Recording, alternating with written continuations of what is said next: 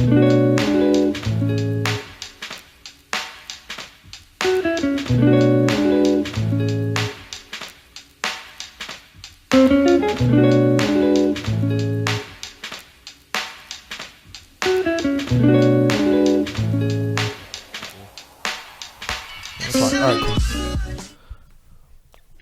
up, everybody? Welcome to another episode of the Laugh and Death podcast. I am one of your hosts. I'm Dave.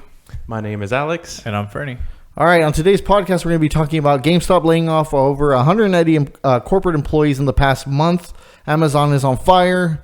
The Rainforest, not the company. What we're watching and the conspiracies coming out of the Jeffrey Epstein's death. But first, some housekeeping. Follow us over at youtube.com/laughanddeath if you haven't. And also follow us at our Instagram at Laugh and Death Podcast. Our first topic comes from Kotaku. It says their header is GameStop lays off over 100 people, including nearly half of Game Informer's staff. The decline is real. The struggling retail chain GameStop laid over 100 employees off today, both at its corporate headquarters in Grapevine, Texas, and at their other offices, including their subsidiary Game Informer magazine in Minnesota, where nearly half the editorial staff lost their jobs in a surprise cut.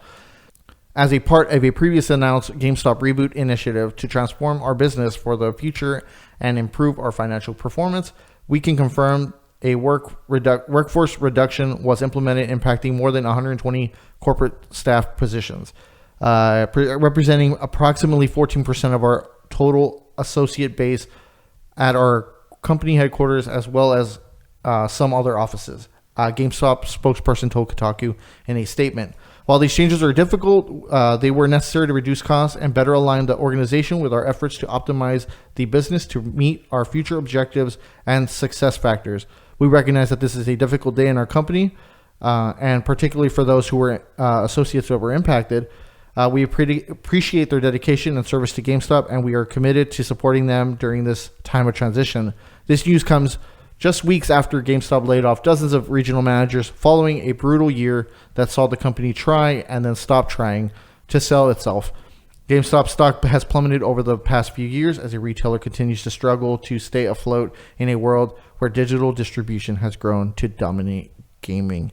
As of last week, I saw that their stock price had plummeted from $7.50 per share, $7.50 a share, to $3.02 or something like that, something ridiculous. So they're worth about what Madden 2017 is worth in trade-in value. Do you think physical copies of games is just going to be an obsolete thing at some point? No, I still buy physical 100%. It's rare that I ever buy digital, but I do believe that it starts at the top. They were too fucking selfish as a company. I haven't worked for them in over 11 years, but their business practices sucked. Like, they were just shady, and they would even tell they had like crunch times. They would tell the employees, like, all right, we're going to have to, they want you to tell people to reserve games that you haven't even seen, that don't even have release dates.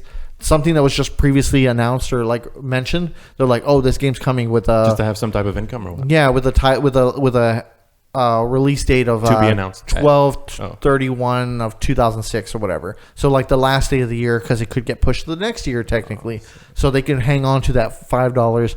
But the second that you wanted to cancel, it was fucking like the end of the world, and they always gave you shit about it. Yeah. They go through layers upon layers of like. See, I didn't even know Game Informer was a part of GameStop. Yeah, it was a part of their program where it was like, oh, you sign up for their membership for it's just $15 for a year, which gets you like 10% off used product. I still remember it because I had to sell it. Yeah. But you got a year of the subscription for free, and if you were lucky, if they had old magazines, you can take them all. And now in the present day, do they still have physical like magazines? They still have physical magazines. Because I have some Game Informers from way back in the day, right, when I was younger. But I mean, you have your phone now. Exactly. You know, and you also have Kotaku.com, you have GameStop, you have all these, not GameStop, but GameSpot, you have IGN, all these actual news gaming websites that actually speak the truth. And I think a lot of gaming companies also shifted from like giving these companies like exclusive access to their games and stuff to like switching over to, why don't we just put in the information out ourselves? Like, you know, like let's write an article about it, or like, you know. Like they don't need a third party person to promote their game when they can just do it themselves on the internet. Yeah, especially because like when they released their reviews for something that had like a title, like their main cover, like a cover story, like they would tend to be a little bit more biased towards. Do you think there's giving them a better score with this whole like, because we were talking about earlier, like digital content being dominant, right, in this present day? Do you think there's like ever a physical store or outlet where you can go to, not for physical copies of stuff, but a way for people to get digital content at a store? Do you think there's going to be a store? That's what GameStop is now. People go in there. I went in there a few weeks ago with my nephew for his birthday, and dude, the people that went in, they only went in to go buy a PSN card. Like to get the credit or and it has a code and you activate it online. Exactly, right? all that stuff. Do you think that's for people who are kind of less like tech savvy and they don't want to go through the process of being on their device? I don't know. Because like in the same sense of like the automated self pay at a HEB or Walmart, people choosing to do that or going to a person to ring up their items, dude, because they like it's still like 40-50%. Like people, like 40% people actually use their cards. The other 50s use cash. Like it's just a given. Even though everything's so simple, everything's connected to our phones, everything's in the cloud. Like we can easily do this stuff, but people hang on to money, cash, because it's tangible. That is something I never think is going to go out of style, like the actual physical cash. Because like if you think about it, your card is just a bunch of zeros and ones, like from the cloud. Like, oh, you gave them the money, and it on not on paper, but online, it shows this is how much you own. Like you don't even have that.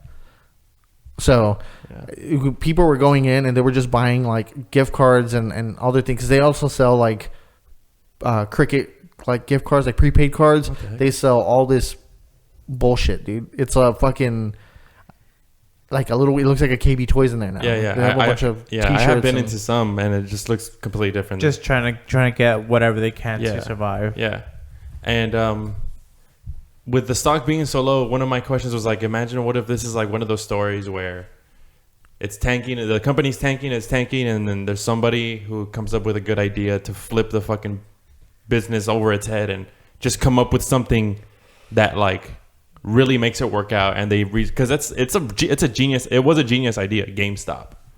Like there was nothing else like it back in the day. You know what I mean? But in the beginning, I guess their management and all that stuff was shit. Yeah, and their service, their customer service, dude. But their stores run on 100, maybe 103 hours of labor per week.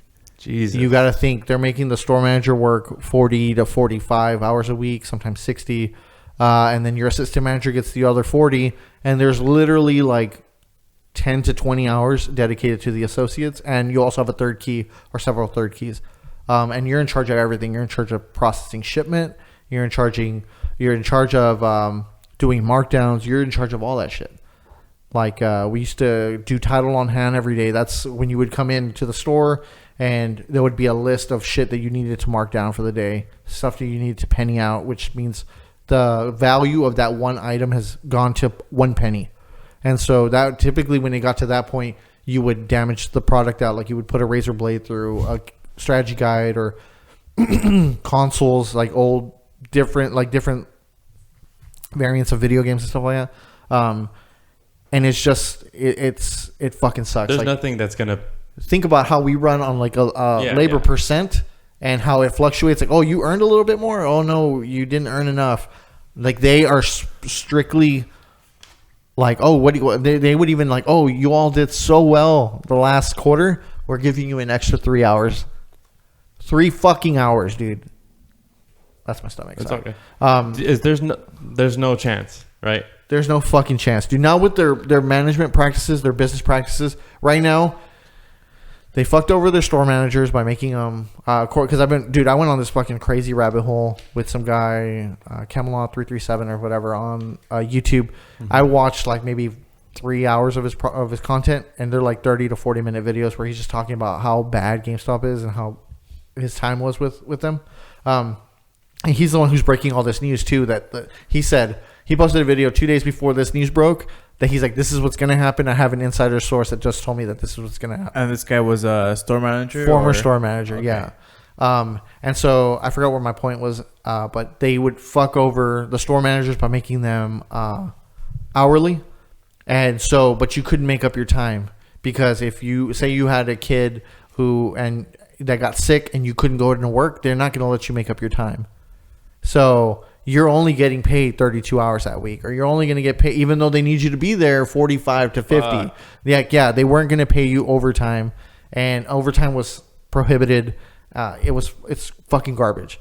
I'm not saying that that's what they need to succeed. What they need to do is, it sucks, but they need to be like human about it. They need to talk to their employees like they're humans and not like. But they're kind of in a dead end. Oh yeah, with digital being everything and technology advancing the way it is. Yeah, but like Amazon was books, like there was a bookstore, and then it shifted to other things, like in a digital form, like GameStop. Because GameStop's online too, though. Yeah, but that's what I'm saying. But like, it's not just like, oh, people went to digital gaming or whatever. Like that's why they killed GameStop. It's like, no, that's also their business practice. Like they were saying. Yeah, like, but I'm saying if they fix their business practices, I just don't want them to get on out, like to be like, oh, it's because of this. Like, no, you fucked up in a different level. Exactly. Yeah. Exactly. I'm saying they fucked up on that, but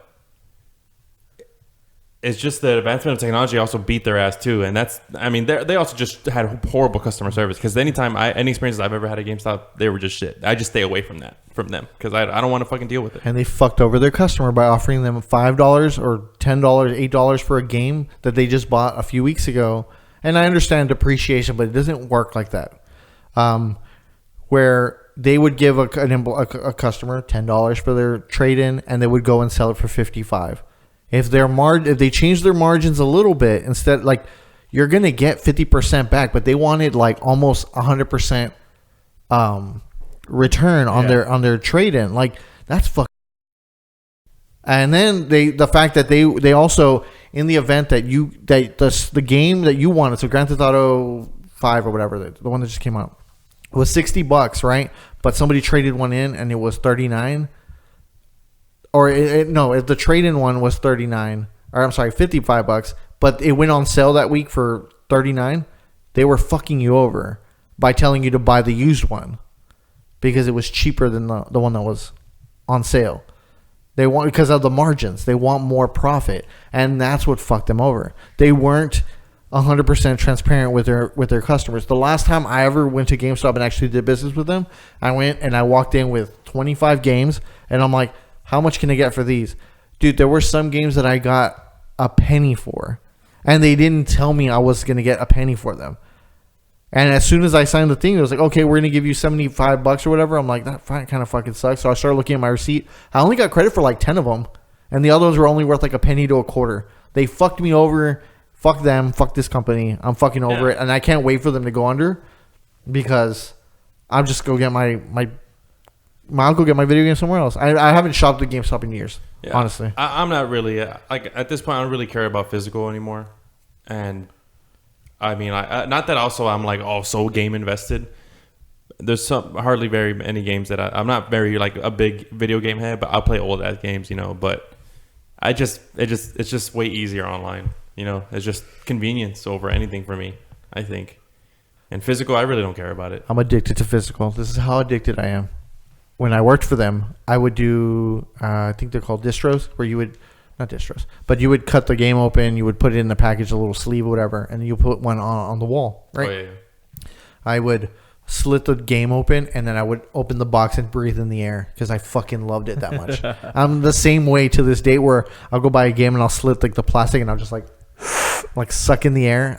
I'm weird. I fucking love video games, and I loved that, and I need to have that physical, tangible. I don't like digital. There's always Amazon too that sells video games, and Walmart. And how do you feel about physical? I don't mind it. A lot of I haven't bought a physical game in forever though, but I haven't really bought games in a while. Like the other games I get are the free games from the Epic Store or just free to play games. I've been playing League of Legends for like 10 years already, so shit. There's no other game I need to. I'm just kind of like, okay, I'll go back to this. You see, and the Call of Duty game that I play, I game shared it with my friend. You didn't even pay a dime. I didn't even pay for it. You're the fucking problem, dude. And I fucking love the game, dude. Oh, I hate it too, but The last game I think I bought was Minecraft, like almost 10 years ago. the last game I bought. See, the last experience I had with GameStop was when I bought my PS4, which was in 2014, late 2014, and I bought Killzone with it. And then I went to go trade in Killzone, and they did that shit to me. It was a brand new game. Like PS4 didn't have that many games at the time, and traded it in. They gave me like $17 for a $60 game. It's a steal, dog. And I was just like, "What the fuck?" Like I knew what I was in for, but I was just like, "Dude, I mean, get the fuck out of my face." Because you expect like $40, 30. Yeah, something. Come on, dude. Not even fucking. Okay. The most I would give you, $28. $28, and if you're a part of my membership, then I'll give you an extra $5. That's how I would do it if it was my company. I'm gonna make my profit back times. I'm gonna get 50% back in the long run if I sell it for $55 or whatever, $5 cheaper than a used one. And you know what? And also, fuck my PS4. Speaking of physical, my original PS4 has a bug on it where it just ejects discs on its own, so it makes that noise constantly. And I've tried to fix it. I've looked up the ways to fix it. It doesn't work, dude. And just get rid of the whole fucking disc system already. Like, just go digital already. Let's go to like, cartridges. Like, just blow it. You know, the Xbox One came out with a version, but it's called digital. Like, it was the digital edition, or it was the Xbox One S AD. All digital, so it was the Xbox One SAD. And it only had a terabyte of space on there. Only? Yeah. That's not bad. Dude, that fucking sucks, dude. I have a Xbox One S and it has a terabyte. I can only put like 2 games on it. I'm not even shitting you. My PS4 has so much less memory, and I have a shitload of games. I have like 7 games on my PC right now. It has a terabyte on it. Yeah, I don't know. Terabyte is a lot. I need to get hard drives for my. It's not that much. Are you saving clips and shit or screenshots? No, I don't do that. I clean all that shit out.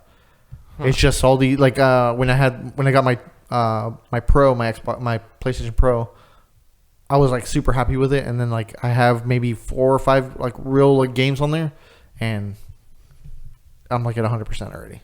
Shit. Yeah. Maybe I just delete a bunch of shit that I don't fucking have anymore. Also, so. My Xbox One is a different story. I don't know why games seem to be bigger on that fucking system. Yeah, is it a digital download? Yeah, I've never had an Xbox. Because sometimes it could be corrupted where like it downloads twice and only one of them runs. I don't know. It could be a lot of things, but that's weird. Yeah. Or maybe games are just that big now, like just never ending, like those. What is it? Infinite. Where it's just like renders off in the distance, and then you just keep going and going, kind of like Minecraft. Updates? Or what do you mean? No. Like open world. Yeah. But when updates do come in for games, the old ones get trashed, right? That overwritten, right? That memory's not. It's not like okay. Fuck GameStop, dude. That's so good that they're fucking going under. Like, fuck them. They're fucking pieces of shit. I know we've talked about GameStop a lot over the last few podcasts. Not past few podcasts, but last 2. Having our podcast. I don't want to talk about them again unless something major breaks like this. Or until they go completely underground. Like, I don't want to talk about them again, but yeah, fuck GameStop. In the event that it does happen, I do want to get somebody on here that's worked for them for a while, and I want to get their side of the story. Let's go get some stock just for the fuck of it. $3. Frame it on the wall. wall. Because if it gets bad enough, you're gonna owe them money. Oh shit! Fuck that. I'm gonna purchase it for $3, trade it, and get a penny back. Yeah, exactly. You fuckers. God damn it! Then they're gonna go sell it for $6. Yeah. Fuck GameStop. Yeah. All right. Speaking of decline, our next topic comes from CNN, and this is about the rainforest. Not only is the decline of GameStop stock going down, but the decline of oxygen is going down. So start holding your breath, saving some oxygen for yourself, please. So this is the title from an article on CNN. Blame humans for starting the Amazon fires. Environmentalists say the Amazon is burning and humans are likely to blame. Yeah, makes sense. Environmental organizations and researchers say the wildfires blazing in the Brazilian rainforest were set by cattle ranchers and loggers who want to clear and utilize the land emboldened by the country's pro-business president. Dude, everything's fucking business, bro. GameStop, oxygen. The vast majority of these fires are human lit. Oh, lit, said Christian Poirier. That's how I think it's pronounced. The program director of nonprofit organization Amazon Watch. He added that even during dry seasons, the Amazon, a humid rainforest, doesn't catch on fire easily, unlike the dry bushland in California or Australia. Farmers and ranchers have long used fire to clear land, said Poirier, and are likely behind the unusually large number of fires burning in the Amazon today. There's an image on here. It says a satellite image from NASA shows the fires raging in the Amazon rainforest in Brazil. The country's Space Research Center, INPE, said this week that the number of fires in Brazil are 80% higher than last year. It's also hot. It's way hotter. Every year it's just getting hotter. So it's probably adding to just the fire staying lit. Stay lit. More than half are in the Amazon region, spelling disaster for the local environment and ecology. And 99% of the fires result from human actions, either on purpose or by accident. That's what I was saying earlier. Like, I know that there was other articles that I read that there was like, of course, there's deforestation happening everywhere, and that has to be a fucking factor, whether it be on purpose or by accident. Senior scientist Alberto Setzer, a senior scientist at INPE, said the burning can range from a small-scale agricultural practice to new deforestation for a mechanized and modern agribusiness project, Setzer told CNN by email. The Amazon forest produces about 20% of the world's oxygen and is often called the planet's lungs. According to the World Wildlife Fund, if it is irrevocably damaged, it could start emitting carbon instead. Shit. The major driver of climate change. Dude, we're in a transition period of like...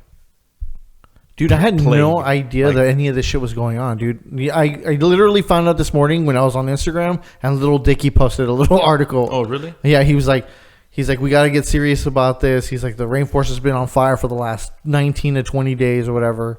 He's like, and nobody's fucking talking about it. There's so much smoke, it's blanketing parts of Brazil, and there's fucking darkness at 3 p.m. in the afternoon. I've just been too distracted with what the fuck, Liam Hemsworth and Miley Cyrus's divorce, dude. I don't blame you. Yeah, it was just it's monumental. Yeah, it's tragic. I've been really distracted. The breakup. The environmental minister Ricardo Salles tweeted on Wednesday that the fires were caused by dry weather, wind, and heat. Oh yeah. But CNN meteorologist Haley Brink said the fires are definitely human induced and can't be attributed to natural causes like lightning strikes. Of course, dude. Of course it's fucking us, dude. We're fucking everything up. This year's fires fit into an established seasonal agricultural pattern, Brink said. It's the best time to burn because the vegetation is dry. I do understand that people do use fire to quickly get rid of certain crops and shit, just to get rid of it. Farmers, it's like in parentheses, wait for the dry season and they start burning and clearing the area so that their cattle can graze. And that's what we're suspecting is going down there. The peak of the dry season is still to come in September, she added. Compared to previous years, the destruction this year is unprecedented, Poirier said.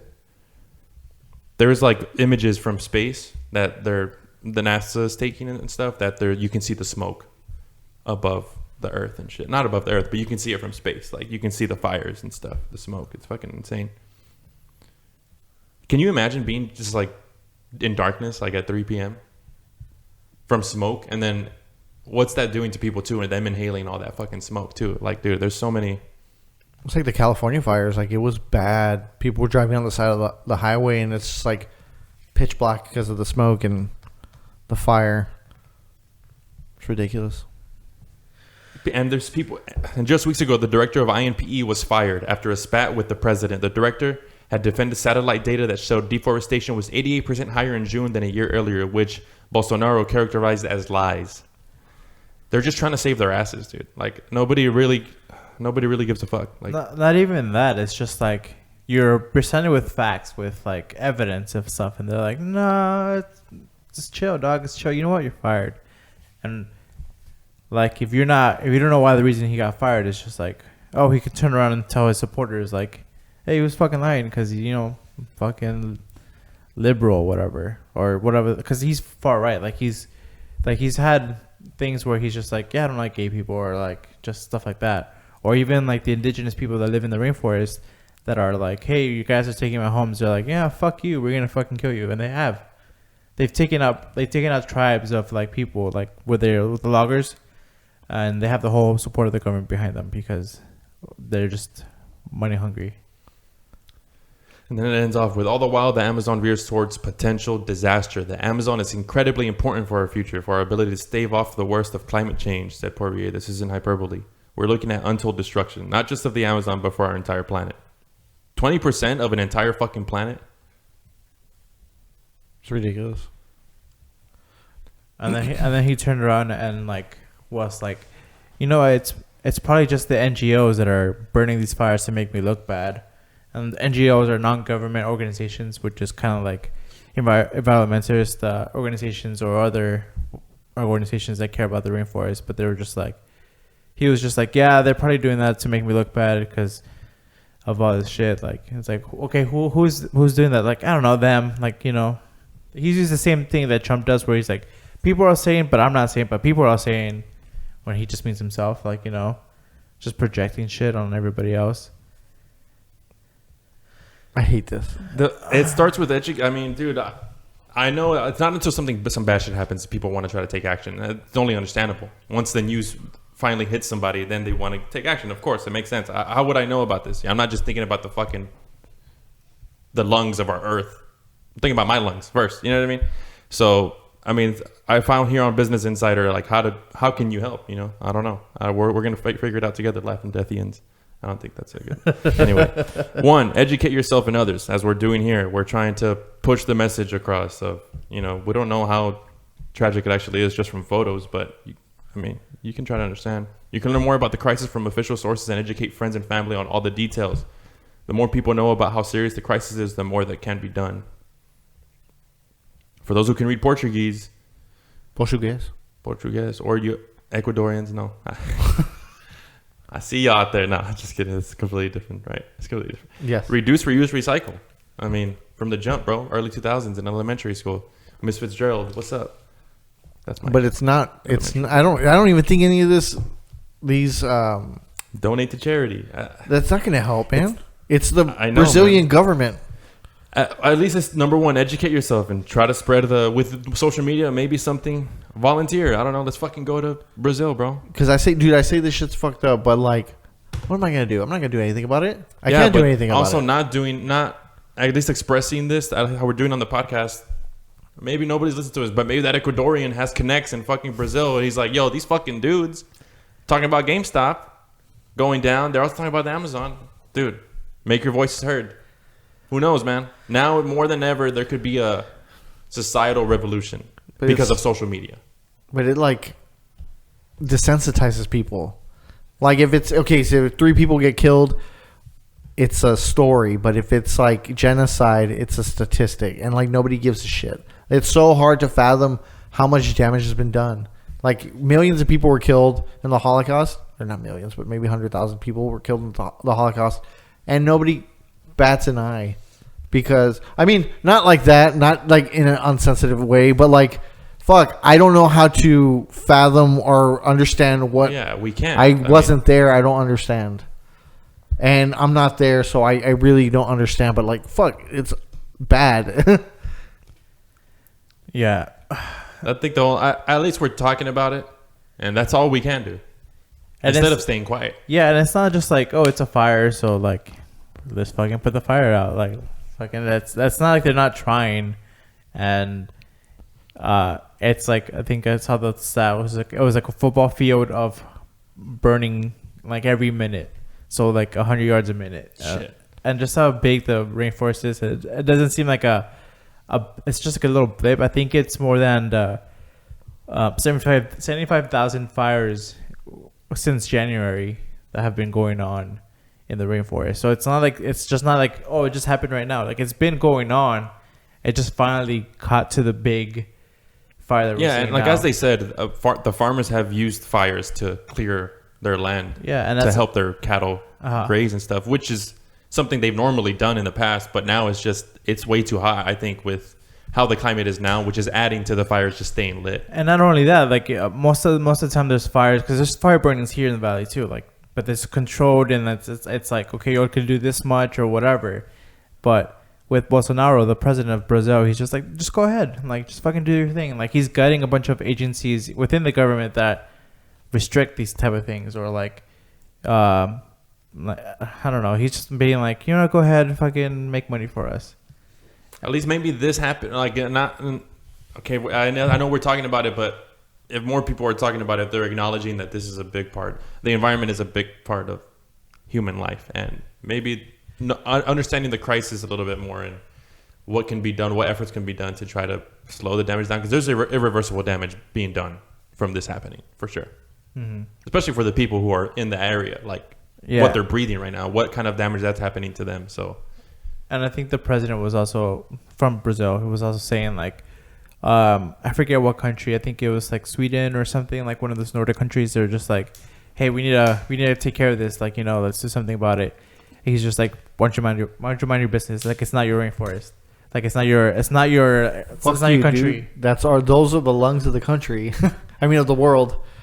Like, to him, like Bolsonaro, like it's his. Like, and he only came into power like because the past president was super corrupt, and he came in with like, oh, I'm gonna be like super pro business and like all this other shit, like just Brazil first, kind of like America first that Trump is doing, and they elected him, and then they're like, oh, he's also corrupt, but now he's in fucking charge, so anything you say to speak up, you get fired. Like what there's no accountability for what they're doing because they have the power. And it's kind of bad to say, but I wish we had like fucking superhero people like in The Boys. Like, just imagine like some rogue superhero just be like, "Oh, you're gonna be this bitch? All right, fuck, you're dead." But that's not the way things work, and it shouldn't be that way either. But yeah, like you're saying, like it's kind of like it's hard to feel like you can do anything because I mean, besides us going over there and like literally fucking with Manguera being like, oh, let's put this thing out. Like, what can you do?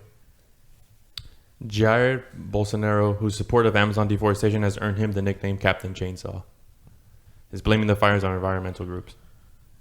What? Yeah, that's what I was saying earlier. He was blaming NGOs. This is from Vice. Oh. Vice is, they give you pretty cold hard truth on shit. Yeah. Dude, like there's literally pictures here, like the sky randomly turned dark today in Sao Paulo, and meteorologists believe it's smoke from the fires burning thousands of kilometers away in Rondônia or Paraguay. Imagine how much has to be burning to create that much smoke. It's literally like there's a thunderstorm. It's so dark. That's crazy. And why is it barely making the news? And that's because it's Vice. Even Vice is like an undergroundish, like sub news genre platform. That's like they're like guerrilla. It's really guerrilla style. Like I said, hard truth on a lot of different things, and people don't want to face the truth. That's the thing. They don't want to fucking see exactly what dangers or what violence or what cautions or anything that's happening in life. It could also be that, like I said, like it's been 75,000 fires since January, so it just finally caught on to where it's a big one, or like the government couldn't control the spread of information. Like, oh, it's just a little forest fire, it's just a little fire, like don't worry about it, and then it turned into this big thing where you're like, oh, it's been burning for a while. What the fuck's going on? I just don't understand why it's barely hitting American news right now. Because I just heard about it this morning. But maybe it's because I'm uncultured and I need to be more. I mean, I heard about it through Facebook. And like maybe when I mentioned it to y'all, like a day prior to, I'm sure you heard about it before, but like when I talked about the topic, I heard it a day before, and I was like, that seems interesting. I still hadn't researched anything about it yet. You have to understand that the Amazon is Brazil's, not yours. These are quotes. Bolsonaro told a group of foreign reporters last month. If all this devastation you accuse us of doing was done in the past, the Amazon would have stopped existing. It would be a big desert. Trump wants his wall. He wants his desert.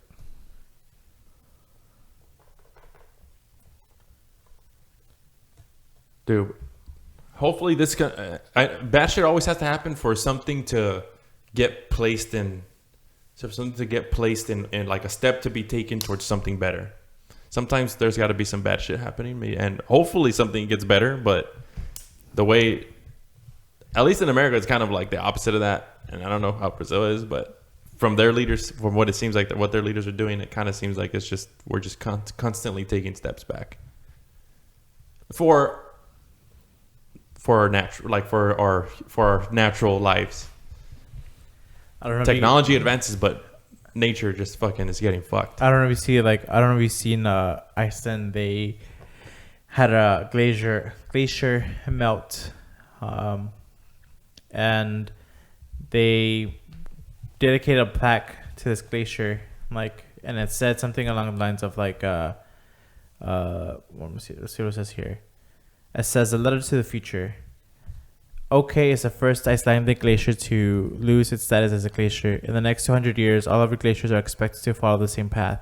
This monument is to acknowledge that we know what is happening and what needs to be done. Only if you know we did it. Oh, only you know if we did it." It's August 2009, and there are countries that are like, "Hey, let's fucking stop this," but it's just mostly the bigger countries like ourselves, like the U.S., where it's just like, "Oh, cool, like."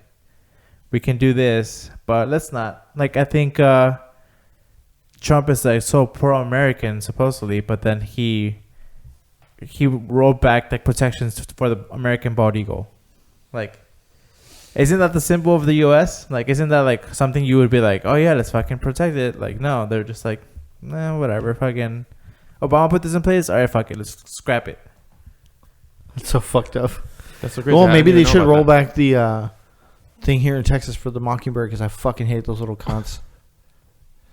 Dude, they're always attacking my dogs. That's crazy, man. Yeah, Lil Dicky put, please share this information, tag the at United Nations and at United Nations Human Rights on Instagram. By 2100, we'll be dead as fuck. Unless the advancement of medicine and technology are we thriving. have pipes out of our up to 2 billion people, or about a fifth of the world's population, could be displaced from their homes and forced to move inland because of rising ocean levels, according to a 2017 study. Bangladesh is particularly at risk. About 15 million people in the country could become climate refugees if sea levels rise 1 meter, or about 3 feet, and more than 10% of the country would be underwater. That's insane, man. So just it can't diminish drinking water. There's so many threats at hand. Speaking of, real quick, just to get away from this and put a joke on this, I was listening to there was a Louis C.K. comedy stand-up thing that was leaked, right? It's an older one, but it was leaked. He was in New York. It's just audio. And he's talking about a country that was something like just a third world, he was making a joke about a third world country that he went to or something. And he's like, fuck that place. He's like, I'd rather be in Auschwitz, he says, right? And everybody's cracking the fuck up. And he's like, now, not then. He's like, I wouldn't want to be in Auschwitz then. And he's like, fuck no, I could not deal with that. Now, he's like, people now pay tickets to be in that fucking prison. It's just making it's so bad, dude. Everybody's cracking up. I'm like, dude, we need this guy back. And he comes out with his bit. He's coming out and he's like, how's everybody doing? He's like, well, I had a hell of a year. How was your year? Dude, that's so fucked up. We should start a movement. Dicks out for Louis C.K. Shit. Dicks out for That's fucked. That's fucked up. But yes. And just to pivot a little bit. Pivot. And just to pivot a little bit, let's talk about what we're watching and what we're enjoying entertainment-wise. You said you were really, really into Mindhunter right now? Well, everybody's talking about Mindhunter. I'm like, well, I haven't even started it. So my wife and we sat down and we actually started it 3 nights ago, and we watched 3 episodes, and it's fucking incredible. So you're watching it from the beginning? Yeah, from season 1? Yeah. So you're barely on season 1? Is it an anime? Yes. Or what is it? No, it's a show on Netflix. It's kind of like the early days of the FBI investigating serial killers. Well, they're coming up with the term serial killer. Yeah, that's what I was going to say. It's way Okay. before, now they're called multiple murderers. Oh. And season 2 came out, I think, this week. So it's been coming up on a lot of people's radars. And I I haven't used Netflix in a while, so like I finally loaded it up and I was like, oh fuck, Mindhunter, yeah, like, and I'm on episode 5 of season 2 right now, and it's pretty fucking great. And it's very talky though. But everything they're saying, it's well written. Like probably one of the best well written shows. Is it Mad Men talky? More so, More? because they're Mad talking Men is about hardcore ideologies and psychologies and ethos and pathos. Seems a lot and more interesting than Mad Men. Yeah, because it's a show about serial killers, right? Yeah. But they don't Multiple show murderers. they don't show any like them in the act. They don't show gore. They're talking about it, and Okay, that's cool. it's so fucking good. And they're barely coming up with the term serial killer, because before this is taking place in 1977 according to season 1. Charles Manson's already been locked up. The co-ed killer's been locked up for a while. Like these people who are killing, and they're like, before they used to just label it like, oh, scorned lover murdered his wife for committing adultery. Oh, so-and-so. But it was like, wait, somebody stabbed somebody 56 times in the face? Like, that's bigger than just shooting your wife. Yeah. And so, like, they're just... Like they were making it tasteful. Exactly. And there was more passion behind it. And it was like, oh, what do you mean they cut off the genitals? Like, there has to be a reason why. And they start talking about, like, do you know why we think this way? Do you know why the human... And then there's one line specifically that, like, had my mind blown. He says, there's nothing another human being wouldn't do to another human being. For a Klondike bar. That's cool. No, yeah, that's... And I was like, fuck. Because if you think about, like, all the other serial killers and all the other murderers, people who were, like, ripping people's faces off, cannibals. Why are they thinking that? Or what do they think? What had them? What? And then people, like, having sex with dead bodies and shit like that. Like, Yeah. they talk about it, like... And having their patterns. Like this person, like, ties them up and then does this and then does this. Like, all the victims follow a pattern because they're perfecting their art. Like, because they some of them see it as, like, their art. Their escapism.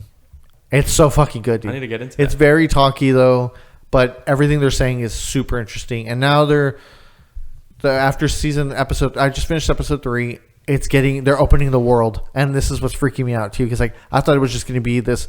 We're going to have, like, these conversations about why people and humanity and blah blah blah. What do you mean blah, opening blah. the world?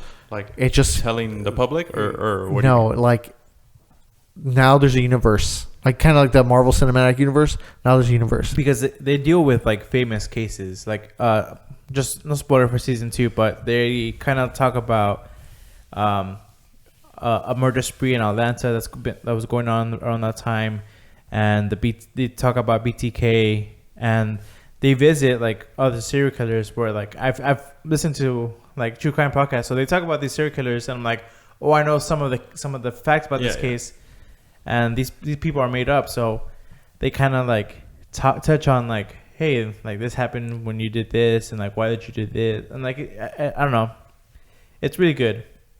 I really enjoy it, and it's by David Fincher, and, like, it's shot beautifully also. Yeah. Although I did like almost rage quit in episode 1. I don't know if you remember season 1, episode 1, where they're in the club and he meets that girl, and they're, like, yelling in the club because the music's so loud. I'm like, what's the fucking point of this? There's no point. It was annoying. It was super fucking annoying. And then the girl is also like, dance with me. Just dance with me. I'm like, shut the fuck up. Nobody ever just does that. It's so unreal. Anyways. That's what you've been watching? I've been watching Mindhunter. I've been watching Mindhunter. Been watching Pog? No, I've been watching...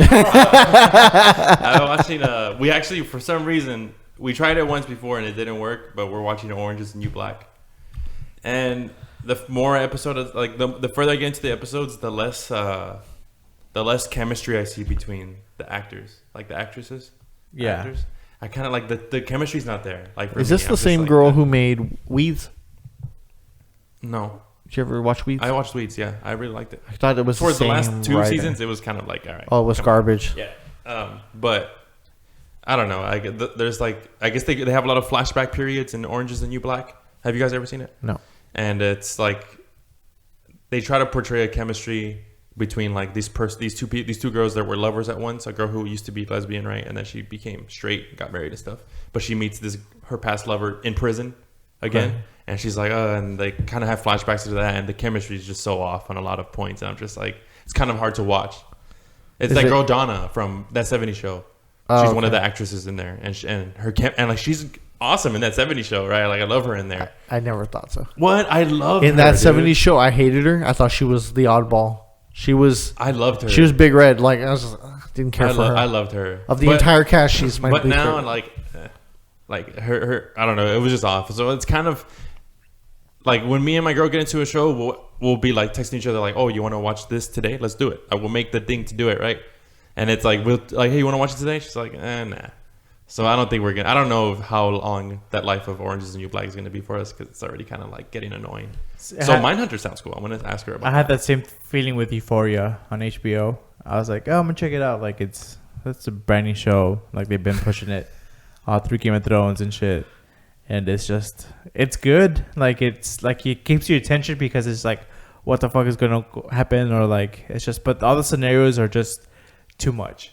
Like there's For teenagers. I mean, yeah, it's a little bit too much for teenagers too, because it's like a fucking 10-year-old drug dealer with a fucking face tattoo, and there's a transsexual like girl having sex with older men, like, and the guy ends up being one of the jocks, like dad. Like it's just like it's all intertwining together, and like I don't know, the fat girl becomes a fucking camp star, like porn, like, you know.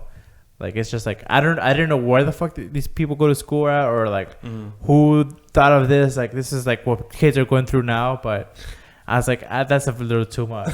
Yeah. This I'm pretty addicted to. I'm really set on Mindhunter. I'm not gonna start anything else. I almost started Smallville again, from the start, because it's on Hulu or whatever, the entire series. But yeah, Mindhunter's been taking me. For some reason, I watched 2 episodes of The Walking Dead from the jump. And I was like, I was watching it, like it's good. It's really good. Dude. It's good. And It I'm just was like, so good. I know what's coming up next. And I'm just like, I don't know if I'm going to do the long haul with this. Like I'm going to fall off of it. And I almost got back into again The 100. Did you ever hear about that show? Yeah, on I've Netflix. watched a couple episodes. There's season 2 already, I think, right? I think so, yeah. It was pretty cool. At first, my brother got me into it. It's a little like, it's a bunch of new actors, like young actors. It's a bunch of like teens and stuff. And it kind of, the acting kind of got to me where I was just like, not, it was incredible to me. So I was like, but then I saw that they had a new season. I'm like, oh, maybe I'll get back into it again. The 100. And Netflix has a good show called Dark. It's a German show, I think. So they speak German. And I've watched the first season, and I was really like into it. And then the second season came out, and I'm just like, I'm halfway through episode 1 because I can't focus on it anymore because it deals with time travel and stuff. I don't know, you hate time travel shit. I fucking hate time travel. But it started so good because it was like a mystery of somebody disappearing, and then like them trying to find them, and then it transitioned into like, oh shit, it's a conspiracy, and then it turned into like, it's a conspiracy because of time travel, and then this season they introduced like religion into it, where the reason why this time travel conspiracy is going on is because the church is in charge of it or some shit like that. Another show that I was getting into was Altered Carbon, and that was based in like a futuristic utopia where people use. I heard it got canceled. I'm pretty sure because it was cool. It was a cool idea, but it got too like they were. I think at the wrong times they were shaving off main characters or images of main characters. It was still the same guy because they would use different. They would call them jackets, and there was different bodies that they would put their consciousness into, and carbon copies of themselves or whatever. And like they got rid of familiar faces you were familiar with, the same person consciousness, but then a completely different body. I was just like, it got too carried away, I think, with that. I heard there's a lot of nudity in it. Yeah. I think the reason I didn't get into it because I've heard about it was because it was around the same time as Westworld, when Westworld was really big, and it was kind of like, oh, it's kind of like a robot or like a consciousness type thing, and it's just like, oh well, Westworld's kind of the same thing. Dude, I never finished season 2. I watched the first episode of season 2, and then I never went back. I was like, oh, this bullshit again. I'm kind of excited for season 3 because it deals with the outside world more than the park itself. So I'm excited for that one. But if y'all want to get into like a comedy thing, like it's just funny. It's just funny. It's just really funny. Friends from College on Netflix with Keegan Michael Key. Dude, it's so hilarious, bro. Like it's just kind of like grown people who were friends, in college and stuff, and they're still friends and they're into their like late 30s and stuff. And there's just like the drama and like the cheese man, like within that whole group of like, it's just so many crazy influences, but it's fucking hilarious. Dude, me and my girl loved it. And there was 2 seasons right now, and we binged both of them. Like the first one, there was only 1 season at first, and we binged the whole thing. And then season 2 came out, we binged the whole thing, dude. It's awesome. If you want to get into something just funny and just like kind of like there's not a lot of like big topics. It's just funny. It's just something to, you can have it on and like watch it and have a good laugh from college. Also, I don't know. I've only watched season 1, but the OA, the original Angel, They canceled it. Well, yeah. Well, that's the thing I want to talk about. Their cancellation, because I'm gonna spoil season 2. So Dude, Go ahead, I've dude. never heard of it. What happens is that they also kind of travel through dimensions and shit, and apparently I haven't seen it. So apparently they travel to a dimension where they become the actors in the show. Like, if that makes any sense. Yeah. In their world, they're just people, Yeah, everyday people, And we're watching them. and we're watching them. And then they run away from the bad guy into our dimension where they are the actors from the show. But they're seeing themselves, or they're just recognizing that they're they seeing are? themselves like on TV, and they're like, "What the fuck's going on?" And then like I think they talk to him as the actor or the actress, like, "Hey, whatever." The fuck? So people are just like, it's gonna be this big conspiracy of like Netflix is canceling it, so we just don't pay attention to it anymore. But then they're gonna make it into this big thing where like the actors might drop like hints like every now and then on social media, like whatever, like a phrase or like a coordinate, just like Oh shit, that's a cool way to reinvent like people wanting to consume kind of like something a online, ARG. or like, It was like our augmented reality game. Augmented. Yeah, but I don't know. interesting. I think it's too much of a stretch, but But that's a huge cool stretch. idea. That's pretty cool. No one's ever done that, right? Get the public out here to believe. Like, what if they push forth like a paranoia amongst us of like, what if we're in a fucking show? Kind of. Unless J.J. Abrams is a part of it, I won't believe it. what did he do? That Momentum? He did Cloverfield and Oh, yeah. all of those releases. Where it's like, oh, they're using all this like I want online stuff. I want there to be another Cloverfield movie. I never saw that last one that was supposed to be a Cloverfield movie. What was it? the paradox thing. There's Yeah. three. There's No. been 3, right? There's Cloverfield Lane. There's the There's- first one, Cloverfield Lane, and then there's Paradox. something else, right? Yeah. But are they are they connected? But there was supposed to be a 4th, which was supposed to be that German one. Oh yeah, the zombie one. Yeah, I have the movie poster on my thing. It was supposed to be a part of the universe, but they took it out. So those are the 3 are part of the universe. Yes. Yeah. I watched the second one only. Cloverfield Lane. It's Yeah. fucking good. John Goodman.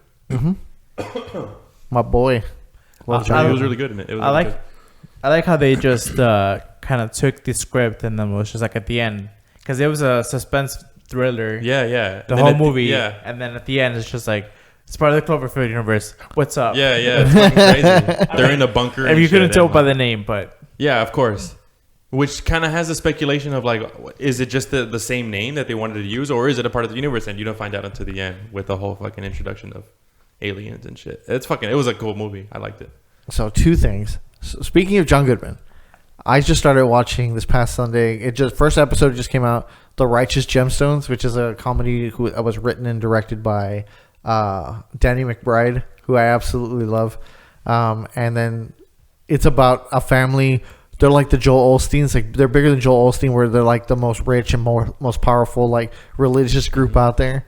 And it's like him and his 2 sons that are like the pastures, and they all have their own thing. And it's just a clusterfuck of a fucking like situation that they're in. But and it's a movie? It's a show. It's a show. On HBO. Oh yes, you're okay. Yeah, I've seen trailers It's for it. so fucking funny and so fucked up at the same time. And the shit that they're doing in that first episode, I'm already like, okay, I'm done. Like, I'm down. Just show me the rest of it. It's so good. And it has John Goodman, Danny McBride, Adam Devine from Workaholics, you're which right. I like. But he's basically the same fucking character in everything he does. Just that stupid kind of comedy, like Yeah. So, bro. Yeah. so broy, yeah. Yeah. So yeah, and he's dressed like a douchebag in the entire fucking thing, and Daniel McBride needs facial hair because he's fucking scary looking. But it's fucking awesome. They curse. They're like the worst fucking human beings ever, and they're in charge of the fucking biggest like Christian That's cool. group. It's fucking awesome. I've seen Yeah. trailers Can't for it, recommend yeah. it enough. I think there's also a show. I was on my Instagram feed and I follow Will Sasso. I fucking love Will Sasso, dude. He's hilarious, and he's a part of this new. I think it's a show, or I don't know if it's a show or a movie, but it deals with like the biggest like NBA gambling. What do they call it? Like a scandal, yeah, scandal and gambling, like with the biggest gambling thing. It's like in the 70s, I think based in the 70s or 80s or something. But it looks really good, like, and the topic of it seems like I don't know shit about sports, but people getting into something for a business, you know what I mean? Like just to fuck somebody over for their own self-righteous, like capitalistic. Is it a comedy or is it like a? No, it's just more like there's comedy in it, Okay. but it's not surrounded around comedy. It's more around like, And it's not because Will's also serious. His It's role not a is serious. documentary, right? It's No. kind of like a. It's like a legit like I don't know if it's a show or a movie, but it seems cool to watch. I fucking hate Will Sasso. I love Will Sasso so much, dude. He's so stupid. Speaking of shit that we want to watch, the Monkey Man, or what is it? Night Monkey. Night Monkey. I want to see that, dude. That's gonna be dope. You mean Marvel's new adaptation of Spider-Man, but they're just gonna name it Night Monkey, featuring what's his name, Han Tholin. Dude. So what's the thing? It's Disney, or it's Marvel and Disney, or Marvel Sony. and Sony? Sony. Marvel and Sony could not come to an agreement on the rights to Spider-Man, so Sony said, all right, then we're going to just keep it. But they started going at each other online. So people were saying Disney came out and said Sony didn't want to play along. Like, they didn't want to play fair. So they released their statement. And then Sony pretty much threw Disney under the bus, or like Marvel under the bus, saying, no, Kevin Feige's too busy to do what he needs to do for our friendship, for our character. So they basically pulled out of the MCU, which is the Marvel Cinematic Universe. But how, dude? Like, how the fuck are you gonna pull out of it? Like, and you cannot. So basically, they can't talk about Iron Man, how he's supposed to be the next Iron Man. They can't talk about the blip or the snap. They can't talk about any of this shit. It's like basically going back to basics. And the way they ended the movie, I don't know if you saw Far From Home. No, I haven't. You haven't seen it? No, I don't mind though. Talk about Oh my god! Like, okay, so they set it up so it. that Left though. he is the villain. And so like now Tom Holland, like now that's where the movie's supposed to go, the franchise is supposed to go, and you can't do that because it involves everything that Marvel, all of Marvel's creative team. You guys are seeing this the wrong way, dude. Spider-Man, Venom, come together. Venom was garbage. Yeah, I know, but I'm just fucking Venom around. wasn't shit, but the character is cool. Yeah, no. Yeah, and I think Sony was saying that Marvel wanted 50%. They wanted to split the profits 50%, like 50%, 50%. But because the deal they have now, Marvel only takes 5% because Sony finances the whole thing, and Marvel just gets 5% of the initial, or 10% or 5% of the initial like weekend revenue, and then they get like all the merchandise things. But now Marvel is like, hey, let's split it. Let's work on it together. Let's pay the same amount of money and we split it 50-50. But of course, money always comes into things and ruins everything. Dude, the topic of discussion has been money. We don't even have to say that it's GameStop, Amazon Rainforest. It's money, bro. And Night Monkey. Night Monkey. I saw a meme. Hopefully, I can get it for new so you can put it in here. But it was a meme of Rocket Raccoon and the Winter Soldier staring at each other. Yeah, and it's like Rocket's Disney, and he says, "How much for Spider-Man?" And Sony says, "Not for sale." And then Disney's like, "How much for the whole company?" Son of a bitch. So, dude, what they should do is just buy Spider-Man off of them. Whatever they say. Oh, dude, if they have to pay $4 billion for just Spider-Man, that's cool. Because it's going to pay itself off in the next 2 or 3 movies. Like, just fucking do it. Or Sony's going to be like, let's just make another Spider-Man with another origin story. Like, we're going to find a new actor already. Who? Marvel can't do that because they don't own Spider-Man. No, so that's what I'm saying. Sony's going to be like, hey, let's find a new Spider-Man because we need to move it around.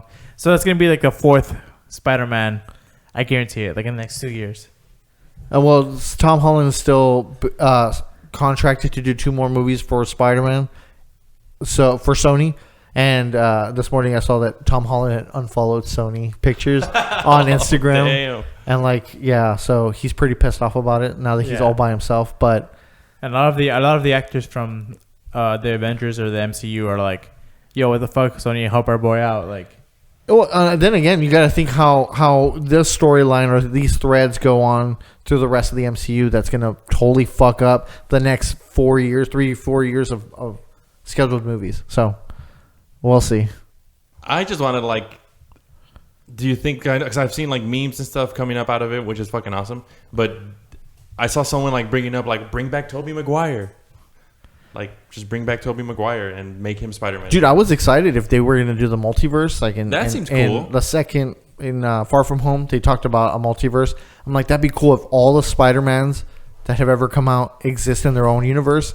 And they just like come through and they have to work together. Kind of like in the movie. Yeah. That would be dope. The Spider-Man. Did you ever watch Power Rangers when they did the all red? Yes. All the red Rangers like, episode? Where there was one where other Rangers from like Lost in Space and Turbo and like Lost Galaxy, like they were all like set up, dude, and they all had their own different suits. That was like, they brought in the fucking original dream come true, bro.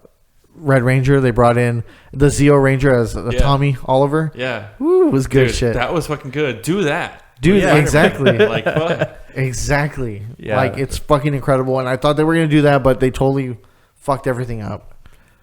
They totally fucked Dude, fucking Sony sucks, man. People were like willing to boycott Sony over this. They made decision. Into the Spider-Verse, which is like, I think one of the better Spider-Man movies. Yeah. Yeah, but I mean, keep that. You can fucking have that. Like, if Marvel does the thing where like, yes, give us Spider-Man for the Marvel Cinematic Universe. You can just keep the animated version of it. Like, it's way better than anything you've ever fucking done. It's always been fuck the fans though. Except Spider-Man 3 money, bro. With what's his name? Tobey Maguire and the Tobey jazz Maguire. sequence. Yeah. That's the best fucking thing ever. Fuck. I hate that so much. Fuck you, Luis. You piece of shit. He always sends me memes of jazz Spider-Man. Fucking He's hate that smooth, shit. bro. He's silky smooth. I love Tobey Maguire in that. I watched the first one or the second one. I can't even fucking tell them apart anymore at this point, but it was just bad. Like, just the action sequences, like the CGI, everything was just like, what? Why? But Tobey Maguire looks fucking dope in that suit, though. Fuck you. You're such a troll. He had the emo split hair before it was cool. Yeah. Dude, it's so fucking gross. I don't know. I guess that's all I wanted to talk about. Like, and I love the memes that are coming from it, of the whole thing of like Disney, because Disney owns Marvel, right? Mm-hmm. And then they also there was a thing with the X-Men through Fox and stuff, and Disney bought Fox, right? Yeah. And they're just gonna buy Sony, that whole thing. Well, they're saying one of the big things that they're saying that it's probably going to be impossible to buy Spider-Man from Sony is because they own Spider-Man and all 900 characters in that universe. So if you want to do anything with that property, you're going to have to buy them outright. Like, which I think in the long run, Disney should just fucking do. They got all the money in the fucking world. They just made another $1 billion off fucking The Lion King, and every other Disney movie that's come out this year has at least hit $1 billion. Fucking Toy Story did hit it. Fuck, dude, it smells a little nutty in here. Speaking of that, this week's weekly nut. Nah, sorry. But speaking of, it's a bit not Fucking nutheads. not nutheads, but like cringy stuff. I tried to watch The Mule on HBO the other day. It was so bad. What is it about again? Or it's about this of it. This man who's played by Clint Eastwood. It was written and directed by him. He runs like a flower shop, and he's like the known person to have the best lilies or whatever. It's just, they all explain to you in the first 2 minutes of the movie. He's like real well known. He's like, what's the internet? Fuck the internet, right? And then he comes out. The internet happens 17 years later. It happens in like 2005 or whatever, or 2004. And then a few years later, like his he was so like obsessed with himself that he missed his daughter's wedding. So, because he was like partying with like people with the Lily community, and then like it shows like a contrast like later where his granddaughter's getting married, and he goes to show up for the wedding, like the engagement party, and the mom's there, and they divorced or whatever. And she's like, "You ruined whatever." Blah, blah, blah. It was fucking horrible. But like, he has no acting range. He's just fucking horrible. He comes out and he goes, "Oh yeah, that's cool." Like just like. What's up, chicos? Because he has like Mexican employees or whatever. He's like, and then like the scene cuts off. Dude, it's so like choppy. Holy shit, I totally the fucking movie is horrible. And then the worst fucking thing that you can do is when you put a Mexican actor in a movie and you have them say the line in Spanish and then in English. ¿Estás loco o qué? And then, are you crazy or what? Like, shut the fuck up! Oh, I was like, no, I can't do this. I can't do this. On HBO. On HBO, okay. I'm like, I can't fucking do this. I can't do it. And like, I fucking hate when they do that. It makes Mexicans sound so stupid. I was playing Days Gone on PS4, and there's a Mexican doctor in there, and he was like, he'll say something and then blah, blah, blah, blah, blah, blah, in Spanish. Like, why do I have to hear it twice? And I understand, like, oh, people don't understand, but put a fucking subtitle underneath. Let him speak Spanish. Right. Let him chop it up. That's what I loved about Black Summer. They have a Korean character in it, and you can't understand shit about it. Like, they don't put subtitles. People don't understand. And she doesn't say her line in Korean and then repeat it in English. Like, people have to figure it out. And I don't know. I think that's what they should do. Because, yeah, I hate that too, where it's just like, oh, you're loco crazy, man. Yeah. Fuck that puta bitch. And then Clint Eastwood, what was the thing with the fucking the baseball thing? And I think that movie where he was like I don't know if it's his daughter or something. He's like a talent scout for baseball players, and he's looking for a pitcher or something, and he's just you gotta throw it harder against the wind. It's just him from fucking Fistful of Dollars. His mouth is open the entire time. Like, yeah, he's just. I mean, he's just old, man. You know, decrepit old man. Yeah. And then like they're like, so that guy comes up. He's like, "Oh, you look okay," or whatever. And he's like, "Oh, you crazy or what?" And like, fucking stupid. And he's like, "I have somebody." And he's like, "Here's his card." He's like, I see that you'd like to drive a lot to places because he has a bunch of like bumper stickers that say like Arizona, Texas, Wyoming, all that shit, right? And then he gives him the card, and he's like, "Go to my cousin's shop. He's gonna hook you up there." He's like, "All you have to do is just drive." And he goes, "Just drive," and that's it. The scene ends, and then he goes to the next scene, and he's looking, and like he like looks at the car, and he pulls into the shop, and they open up the thing, and like there's like guys with guns in there. It's the cartel, and so they're like, he's like, "Where do you want the box?" And he's like, "Oh, box." He's like, "The box for the drugs," and he's like, "What drugs? Don't touch my truck." And then they're like, it's quick chops. It's him saying his word, and it chops to the next guy. No que no. Like, shut the fuck up. Stop. I'm done. I don't want to talk about this shit anymore. Fuck Clint Eastwood. That's the first Clint Eastwood movie I've ever seen in my life. Really? Yeah. Oh shit. You ever seen Gran Torino? Never. That's a pretty good movie. Like, if it's directed and shot, he's a little bit more quicker in that movie. But it's also kind of the same thing where it's like I don't know, I haven't finished the movie. I don't think you have either, but it's probably him being like the white guy, like with the minorities and like understanding the minorities and blah, blah, blah. That's what he does in Gran Torino also. I thought he was a racist against Asian people. Yeah, like he was, and then he became like friends with his neighbor, little Asian neighbor. He kind of sees that she's in a situation where she's kind of. I think it's a little kid, like a teenager guy. Oh yeah, my bad. Yeah. Getting picked up by like the wrong crew. And yeah. And he's just the white savior. Like that's what fucking. It's very slow paced, very just old white man. Like yeah. Was he a part of $1 Million Baby though? Yes, that was a good movie. Yeah, and fucking Sylvester Stallone is heading in the same direction of like making movies that he's making a new Rambo, and.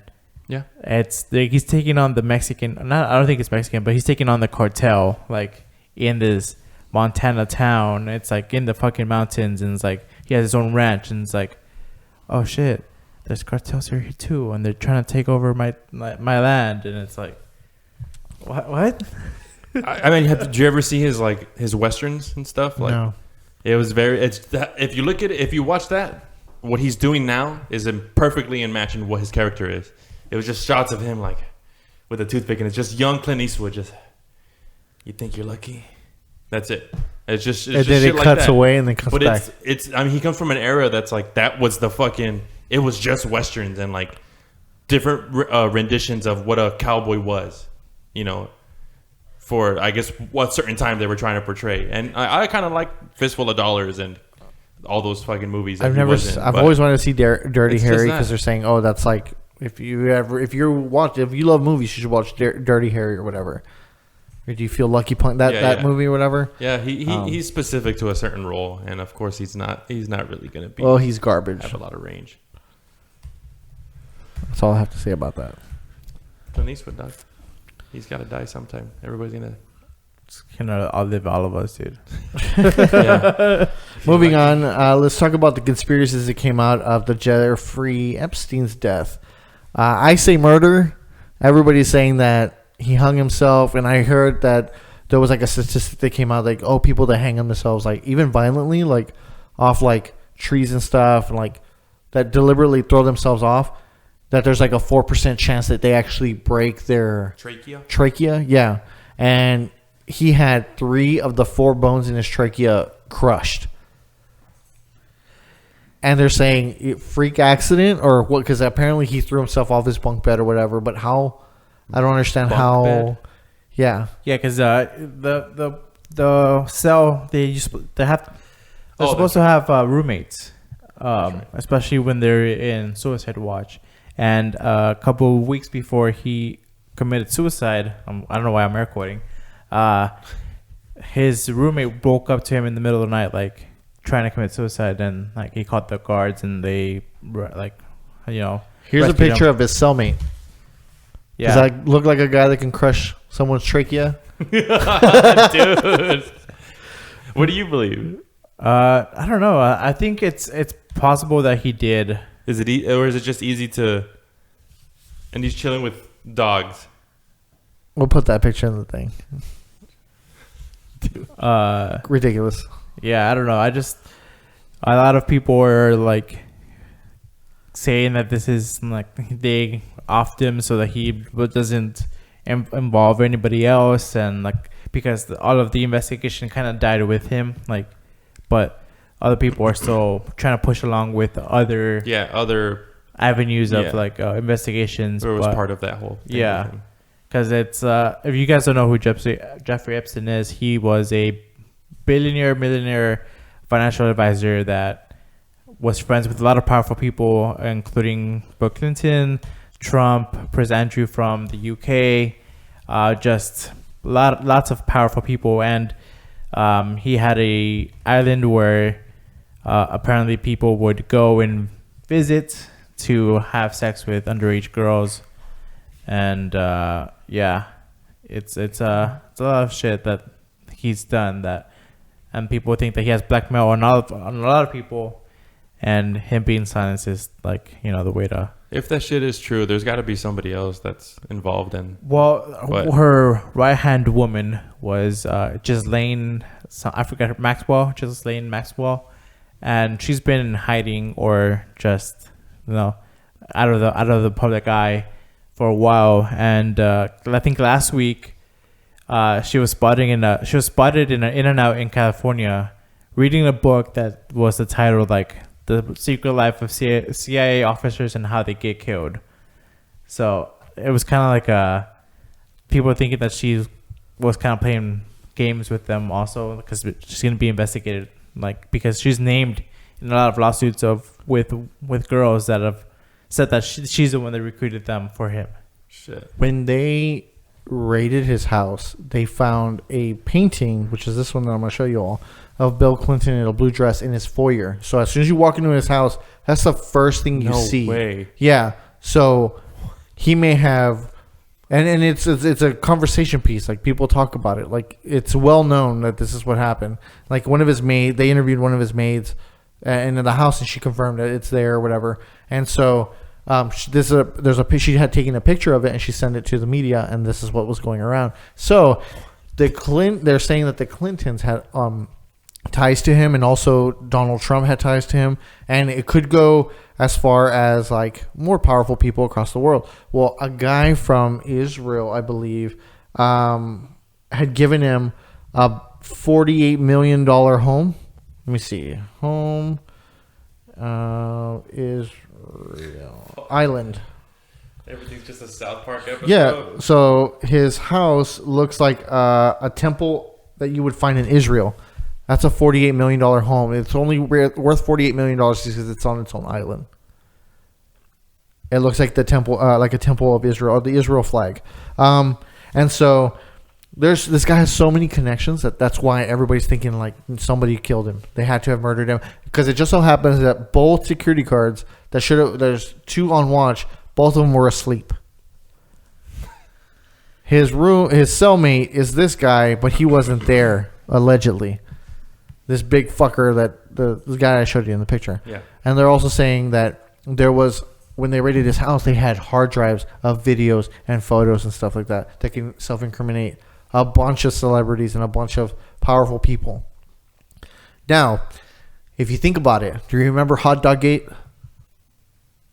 Or not Pizzagate. I'm sorry. Pizzagate from like 3 or 4 years ago, where the guy walked in with a semi-automatic weapon asking for the kids to be released at that pizza place in Washington, D.C. Yeah. Yes. He said that there was kids in the basement because he had been hacking Barack Obama's computer or something like that. He got information that Hillary Clinton and Barack Obama are in a sex trade organization. They're selling boys and gay men and all sorts of stuff to into sex slave rings and all that other stuff, and also children.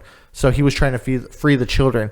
How fucking crazy is it that these powerful people, because he also had ties to Barack Obama, that what if all this shit's true? I'm just playing the conspiracy, like devil's advocate. Yeah, but it's kind of crazy because a lot of like he was involved with a lot of like famous people and a lot of people from the right, a lot of people from the left, and Trump's name was like attached to him a lot because there's pictures of him hanging out, there's videos of him hanging out with a bunch of women also, and Trump was also saying like, oh yeah, he likes women as much as I do, but they're kind of on the younger side, like that was just a comment he made, like, oh, it's no big deal. But then a lot of people that have come forward so far have said that Trump was never involved in or like around the pedophilia or stuff like that. Like, so, him kind of grouping Bill Clinton and like the Clintons and Obama and stuff like that. Like, it could be also be the same thing where like they were just involved with him in passing, and then like, because he's a famous guy, like he was a famous like rich guy. Like they're all gonna know each other in some form or another. But Trump, of course, was just like sharing like things on Twitter, like conspiracy theories, like, oh, the Clintons finally got to him or something, like, you know, just shit like that. And it's just like, dude, if anything, you're involved also. Like, what the fuck are you talking about? Like, I see you. Yeah. I don't know. It's just crazy how this thing is just gonna keep in the story and stories and like just be on the surface and the surface and the surface, and you're never gonna find any of the detail or any of the truth like later on. People are gonna move on and forget about it. What if like you know how this whole Mindhunter thing with multiple murderers, they create the term serial killers. With politicians, they like, instead of this political scandal, they come up with like in the future that something gets dished out finally where there's some truth being, if there's any kind of conspiracy that's true or shit, they come up with a term for these people who are like in power and they're just kind of like the way they think is fucked up too, out of nature. You know what I mean? Like, you think it takes a certain type of person to run for office, and yeah, that makes sense too. But to be a part of crazy ass shit like this, you know what I mean? Yeah, of course. For self gain and self perseverance, like.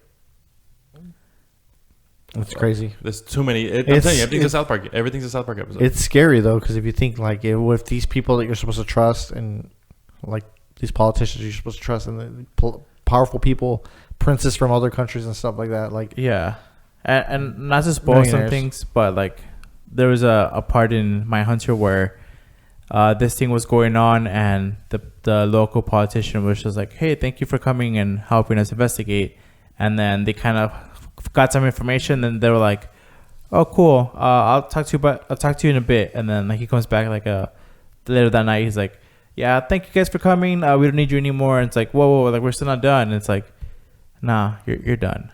Like just because this information was gonna affect their money. Mm-hmm. We're just coming back to it. It's all about money. Yeah. So that's all I want to talk about. Just kind of, we shouldn't let people off the hook just because this guy's done. Like, yeah. And a lot of people were saying like, oh, it's just the left is throwing stuff on Trump and the Trump is throwing the things on the left because of Bill Clinton and blah, blah, blah. Like, they're just like, no, you're a pedophile. Like, no, your side's a pedophile. It's like, I don't care who the fuck is a pedophile. Expose them all. Yeah, get them out of here. If it was fucking Jesus, I don't care. Fucking get him out of here. Same. I don't care who it incriminates. Get everybody out of there. I was gonna say some shit. Oh fuck, I forgot about it. What I was I forgot, dude. It was gonna be a joke.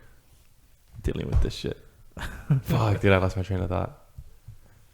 I'm sorry. No, it's okay, man. Well, Age. Well, that wraps it up for another episode of the Laugh and Death podcast. Thank you for tuning in again. I appreciate that. I'm Dave. Alex. Sorry, Fern, I was salting water. Yeah, you were. Again, follow us at youtube.com/laughanddeath and at our Instagram at Laugh and Death Podcast. Peace out, guys. Thanks for tuning in. Thanks for listening.